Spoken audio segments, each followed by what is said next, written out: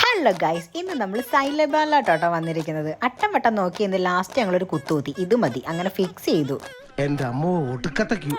ഈ കാണുന്ന ക്യൂ ഇല്ലേ, ഈ ക്യൂ ഒന്നും ഞങ്ങൾ നിന്നില്ല കേട്ടോ. ഞങ്ങൾ ഓർഡർ ചെയ്തിട്ടോടെ വെയിറ്റ് ചെയ്യുമായിരുന്നു.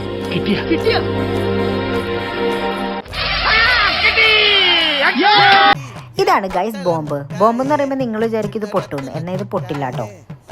അങ്ങനെ ഞാൻ എൻ്റെ ഫസ്റ്റ് ബൈറ്റ് എടുത്ത് നോക്കി. എൻ്റെ പൊന്ന്, ഒരു രക്ഷയില്ല. എൻ്റെ ഈ എക്സ്പ്രഷൻ കണ്ടാൽ തന്നെ നിങ്ങൾക്ക് അറിയാമല്ലോ എത്രമാത്രം ടേസ്റ്റി ആയിരിക്കുമെന്ന്.